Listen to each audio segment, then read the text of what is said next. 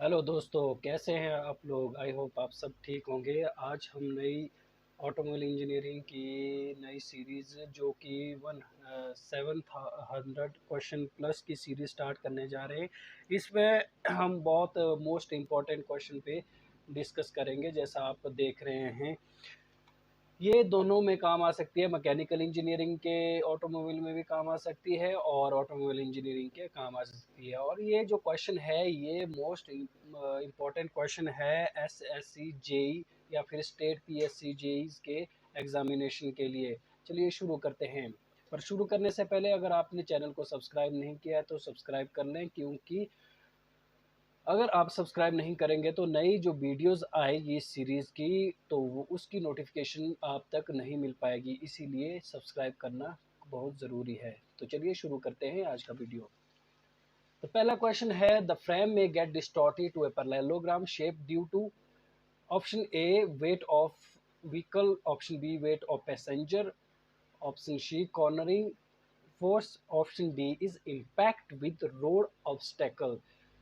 The frame ये पूछ रहा है कि जो ऑटोमोबाइल की जो गाड़ियों की फ्रेम है वो पैरेललोग्राम की तरह डिस्टॉर्ट क्यों हो जाती है with the passage of time. उसका आंसर है ये, wheel impact with road obstacle. जैसे ही रोड में बम्पी रोड्स में जंप्स लगते हैं, उस कारण से उसकी शेप में चेंजेस आते रहते हैं due to fatigue of the material. Question number 2, lateral bending of frame side member में be caused on account of. ये बोल रहा है कि जो बॉडी की फ्रेम होती है, उसके साइड मेंबर्स जो होते हैं उनके बीच में लेटरल बेंडिंग क्यों होती है। लेटरल बेंडिंग मतलब perpendicular to the vehicle side.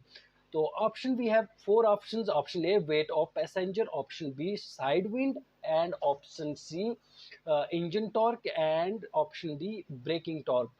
तो इसका आंसर है साइड विंड की वजह से। जो भी आगे से जैसे गाड़ी स्पीड में चलती है, तो जो उसमें साइड विंड की फोर्सेस होती है, उसके कारण जो है फ्रेम के साइड मेंबर्स जो हैं उनमें लेटरल बेंडिंग होती है। Next question, very important question, question number 3, a clutch is usually designed to transmit maximum torque which is equal to the maximum engine torque, 80% of the maximum engine torque, 150% of the maximum engine torque, and none of the above। तो इसका answer है 150% of the maximum engine torque। Clutch is usually designed to transmit maximum torque which is 150% of the maximum engine torque। तो अगला question है, the maximum value of axle force at the clutch which a driver can apply while driving without getting fatigued is approximately। ये पूछ रहा है कि वो कितनी वैल्यू होती है जो एक ड्राइवर अप्लाई करता है क्लच पैडल पे बिना थके हुए। तो उसकी इंटेंसिटी रहती है, we have the four option, 10 newton, 100 newton and 500 newton and 5000 newton. तो इसका आंसर है option B, that is 100 newton. अगर इतनी फोर्स अगर एक ड्राइवर गाड़ी को चलाते हुए brake pedal sorry clutch pedal पर लगाता है, तो दैट मीन्स उसको फटीग नहीं होगा, वो थकेगा नहीं। Next, the clutch is located between the transmission and the basic but very important question. ये पूछ रहा है कि क्लच किसके बीच में, ट्रांसमिशन और किस चीज़ के बीच में होता है। तो ऑब्वियस सी बात है, ट्रांसमिशन जो गियर बॉक्स वगैरह ड्राइव शाफ्ट वगैरह होती है उसके बीच में, गियर बॉक्स और इंजन के बीच में होता है transmission. Very simple. Next question is, cushioning spring in clutch plate are meant to reduce. जो क्लच प्लेट में क्लच फ्रिक्शन प्लेट जो होती है उसमें कुछ स्प्रिंग्स रहते हैं। तो वो स्प्रिंग्स क्या काम करते हैं, क्या रिड्यूस क्या कम करते हैं। तो ऑप्शन ए है टॉर्जनल वाइब्रेशन, ऑप्शन बी है व्हीकल स्पीड, ऑप्शन सी है jerky starts, and option D है नन ऑफ द अबव। तो इसका आंसर है जर्की स्टार्ट्स। तो यहाँ पे मैं आपको दिखा दूं, ये एक हमारे पास क्लच प्लेट है, इसमें आप देख सकते हैं जो ये स्प्रिंग्स है लगे हुए, जो 4 नंबर ऑफ स्प्रिंग्स है, इनको हम कुशनिंग स्प्रिंग्स कहते हैं। ये जो स्प्रिंग है इनका डायरेक्ट कांटेक्ट इस प्लेट के साथ होता है, इसमें थोड़ा सा रिलेटिव मूवमेंट होता है इस वाली प्लेट और इस वाली प्लेट में, जिस कारण से क्या होता है, जब इसमें फ्रिक्शन प्लेट के साथ एक एंगेज होती है तो इसमें थोड़ा सा मूवमेंट होती है और जो ये स्प्रिंग है थोड़े से मूव करते हैं, जिस कारण से एकदम से झटके से गाड़ी नहीं चलती है, आराम से चलती है। तो ये है कि cushioning springs in clutch plates are meant to reduce jerky start, smooth start के लिए केयर। अगर आपको वीडियो पसंद आ रही हो, अगर आपको लग रहा है कि ये एमसीक्यू इम्पोर्टेंस है इनकी कुछ, तो आप वीडियो को लाइक ज़रूर करें और सब्सक्राइब भी ज़रूर करें। तो नेक्स्ट क्वेश्चन इज, एक minute, the purpose of transmission in an automobile is, ये पूछ रहा है कि ट्रांसमिशन जो गियर बॉक्स है उसका क्या पर्पस है। Very basic but important question. Option A to vary the speed of automobile, option B to vary the torque at the road wheels, to vary the power of automobile, and none of the above. तो देखिए, इसमें आप लोगों ने confuse नहीं होना है, speed और टॉर्क में ये चीज़ें अलग अलग हैं। अगर आप देखेंगे कि स्पीड क्या है, स्पीड का मतलब होता है कि एक व्हीकल या गाड़ी या कुछ भी कहिए, वो कितने कम समय में ज़्यादा से ज़्यादा गति प्राप्त करती है, कितनी वेलोसिटी, ज़्यादा से ज़्यादा वेलोसिटी तक जा सकती है, that is called speed. But torque होता है ये कि एक गाड़ी कितने कम से कम समय में ज़्यादा से ज़्यादा मैक्सिमम टॉर्क जनरेट कर सकती है, वो उस स्पीड तक पहुंच सकती है, तो उसको टॉर्क कहते हैं। तो ट्रांसमिशन का क्या हुआ, to vary the torque at the road wheels. देखिए, आप देखते होंगे कि जैसे आप क्या बोलते हैं, गाड़ी में, व्हीकल में गियर चेंज करते हैं, आपको लगता होगा यार वो तो स्पीड वेरिएशन हो रही होती है, स्पीड हो रही होती है, पर एक्चुअल में जो पर्पस है ना ट्रांसमिशन का, वो है टॉर्क को बढ़ाना घटाना। अगर मान लो मैंने, मेरी गाड़ी चौथे की स्पीड में चल रही और मुझे ओवरटेक करना है, मैं चौथे में उतनी टॉर्क नहीं जनरेट कर पा रहा हूँ, स्पीड तो है मेरी मान लो 90 की स्पीड, 100 की स्पीड, पर मुझे उससे भी ज़्यादा स्पीड चाहिए, तो मुझे टॉर्क चाहिए उस, तो मैं गियर डाउन करूँगा, फिर से 100 पहुँचूंगा, फिर नेक्स्ट गियर शिफ्ट करूँगा, फिर और ज़्यादा टॉर्क जनरेट होगा और ज़्यादा स्पीड आएगी। This is the main purpose of transmission. और स्लो स्पीड में भी ऐसा होता है, कई बार हमें ऐसा है कि स्पीड कम चाहिए होती है, टॉर्क ज़्यादा, पावर ज़्यादा चाहिए होती है, तो वो भी ट्रांसमिशन काम करता है। तो next question, in a simple planetary gear set, the output member to increase torque is always the option A sun gear, option B ring gear, option C planet carrier, and option D is none of the above। तो इसका answer है planet career. देखिए, जो हमारे पास यहाँ पर out member है जिसमें आउटपुट जानी है, ये आउटपुट मेंबर जो है इन प्लेनेटरी गियर्स के साथ जुड़ा हुआ है। इस पिक्चर में आप देख सकते हैं थोड़ा डिसमेंटल्ड या फिर डिसअसेंबल्ड इसमें थोड़ा सी पिक्चर दिखाई हुई है, बट एक्चुअल में ये एक असेंबली है जब हम इसको देखेंगे। तो जो है, जो हमारा आउटपुट मेंबर है ना, जो कैरियर है, जो आउटपुट जहाँ पर मिलेगी वो हमारे प्लेनेट कैरियर के पास मिलेगी। In a simple planetary gear set, the output member to increase the torque is always the planetary carrier, जहाँ पर हमें इंक्रीज टॉर्क मिलेगा। तो next question, the component of torque converter that drives the oil is the, very important question. Option A turbine, option B impeller, option C flywheel, option D stator. ठीक है, जो oil को drive करता है उसे कहते हैं impeller. जैसा कि आप इस वीडियो में देख सकते हैं, ये है इम्पेलर, ये है स्टेटर, और ये है हमारे पास टरबाइन। होता क्या है, टॉर्क कन्वर्टर क्या होता है, ऑटोमेटिक गाड़ियों में आपने देखा होगा सबसे ज़्यादा पाया जाता है टॉर्क कन्वर्टर। इसमें होता क्या है, एक्चुअल में ऑयल ही जाता है कहीं से आता है वापस। इसमें पिक्चर के इसे समझा दूँ मैं, इस एक इम्पेलर एक पंप की तरह काम करता है। ये ऑयल को उठाता है और प्रेशराइज करके इसको टरबाइन के ऊपर भेज देता है। अब टरबाइन क्या करता है, टरबाइन के साथ जो है आउटपुट जुड़ी होती है। सपोज करो आप ड्राइव शाफ्ट जहाँ से आपने आगे पावर ट्रांसमिट करनी है वो जुड़ा होता है। तो क्या होता है कि इम्पेलर जब ऑयल भेजेगा टरबाइन की ओर, टरबाइन घूमेगा और ड्राइव शाफ्ट भी घूमेगी, जो आउटपुट पावर हमें चाहिए होगी वो मिलेगी। उसके बाद जो टरबाइन के बाद जो वहाँ पर ऑयल आया है उसे वापस भी तो जाना है, तो वो वापस जाके स्टेटर के थ्रू वापस जाता है इम्पेलर में।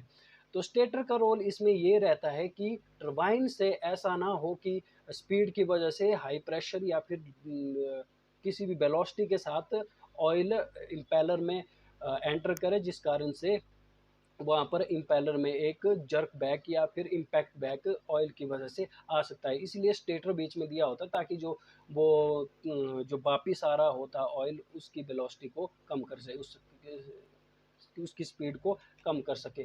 तो component of torque converter, torque converter का component that drives the oil, जो ऑयल को ड्राइव करता है उसको कहते हैं impeller.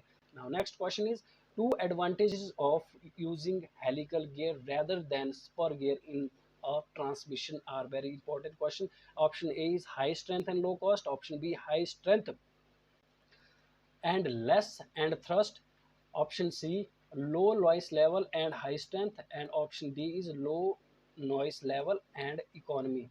And its answer is low noise level and high strength. इसमें क्या होता है कि आप लोग जानते होंगे हेलिकल गियर में जो टिथ होते कटे हुए वो एक एंगल पे कटे हुए होते हैं, एक हेलिक्स में कटे होते हैं, जिस कारण से क्या होता है कि उनके बीच में जब वो आपस में मैश होते हैं तो उनके बीच में स्लाइडिंग मोशन होता है, ऐसा इम्पैक्ट नहीं होता है। जबकि आप यहाँ देख सकते हैं ये जो है ये स्पर गियर है, इसमें जब ये रोटेट करेंगे किसी भी डायरेक्शन में तो इसका इस गियर का छोटे वाले गियर का बड़े वाले के साथ बिल्कुल इम्पैक्ट हो जाएगा, जिस कारण से क्या होगा स्मूथनेस भी नहीं आती है, स्ट्रेंथ भी कम हो जाती है और नॉइस भी आता है। और उसका सोल्यूशन इस गियर में हेलिकल गियर में इसमें क्या होगा टेढ़े एक हेलिक्स पे एक एंगल पे इसमें टिथ काटे होते हैं, जिस कारण से एक दूसरे गियर पे वो स्लाइड होके चुपचाप बैठ के स्लाइड निकलते रहते हैं आते रहते हैं स्लाइड होके, इस कारण से स्ट्रेंथ भी उनकी हाई रहती है, ऊपर से नो नॉइस लेवल भी रहता है। चलो next level, sorry next question is the inner end of axle shaft is supplying to the, जो एक्सल की शाफ्ट होती है ना उसका जो इनर एंड है ना वो किसके साथ स्प्लाइंड होता है, जुड़ा हुआ होता है, एक तरह से स्प्लाइन जॉइंट होता है एक तरह का। तो option A is sun gear, option B is planet pinion, option C is crown wheel, option D is differential cage. तो इसका आंसर है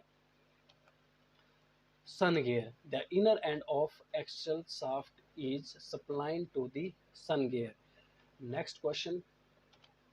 The type of gear axle used on truck is very important question. Option A is semi-floating. Option B is fully floating. Option C is three-quarter floating. Option D is none of the above.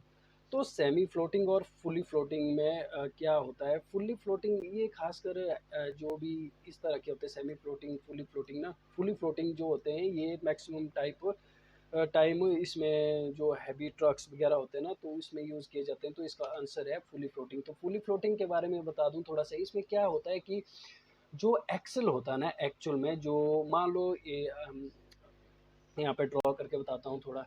मान लो ये है gear box, यहाँ पे drive shaft जाती है ना तो ये मान लो डिफरेंशियल है, ठीक है, यहाँ से एक एक्सल गया, यहाँ से दूसरा एक्सल गया।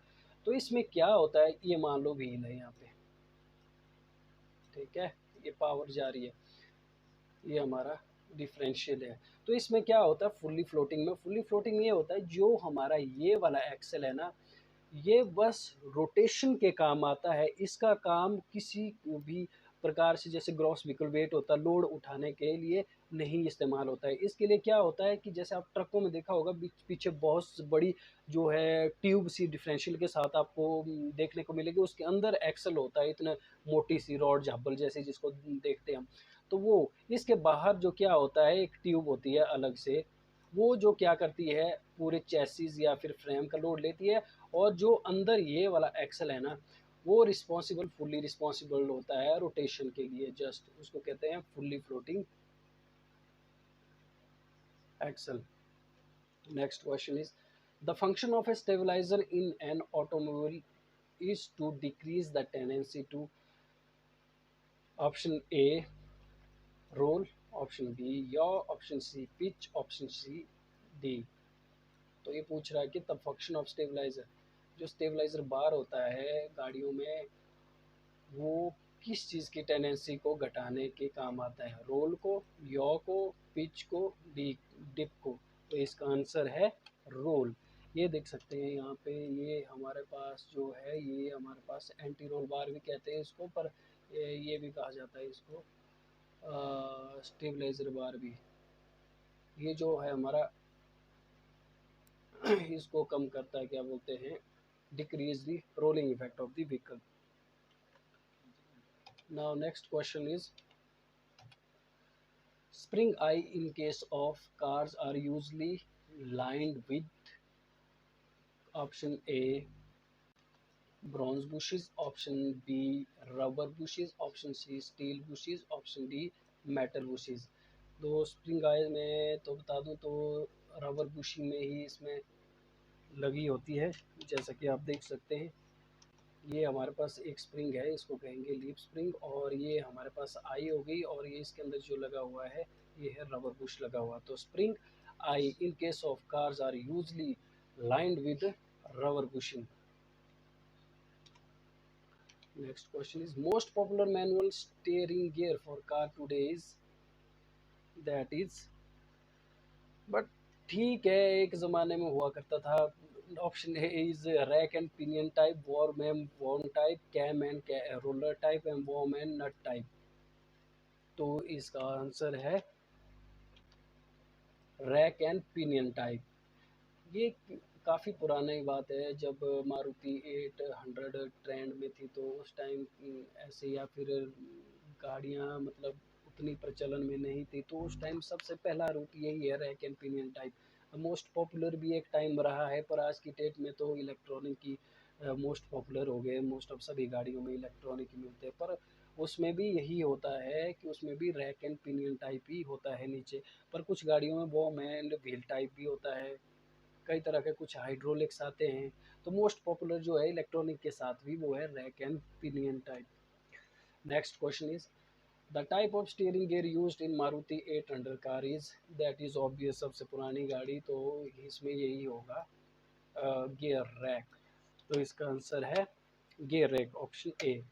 Next question the type of wheel which can not be used with a tubeless tyre is, ऐसा टायर जो ट्यूबलेस टायर के साथ, ऐसा व्हील जो टायर व्हील है जो ट्यूबलेस टायर के साथ यूज़ नहीं किया जा सकता, वो ऑब्वियस सी बात है, आपने आइडिया लगा लिया होगा। ऑप्शन ए है डिस्क व्हील, ऑप्शन बी है wire wheel, option C light alloy wheel, and option D composite wheel. तो इसका आंसर है वायर व्हील। जो स्पोक्स व्हील होते हैं ना, उसमें यूज़ नहीं किया जाता है इसका, ट्यूबलेस टायर का। Next question is the term ply rating with reference to a tire refers to option A actual number of plies, option B recommended inflation pressure, option C aspect ratio, and option D is rated strength। तो ply rating actual में क्या होता है?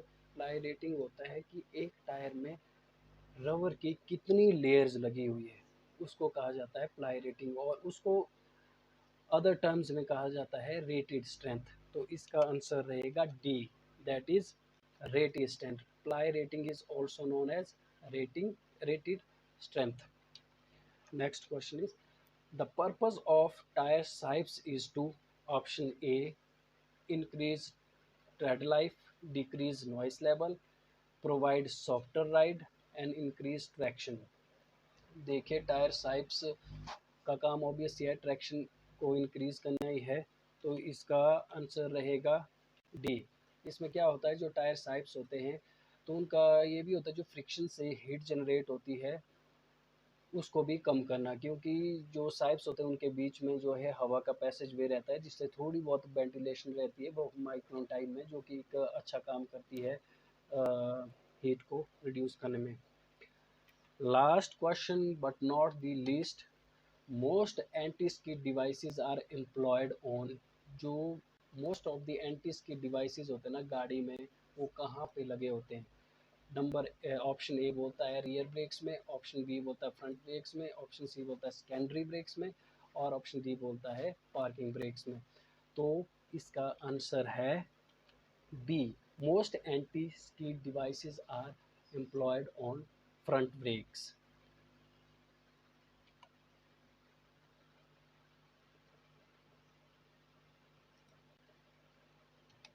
तो friends ये थे हमारा automobile engineering का सेट 1। इसमें हमने पहले 20 क्वेश्चन ही अभी तक हमने इसमें मेंशन किया है। हो सकता है आगे अगर 30 या 40 क्वेश्चन भी इसमें आ सकते हैं।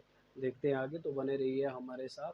थैंक यू वेरी मच और सब्सक्राइब करना ना भूलें। Okay, bye.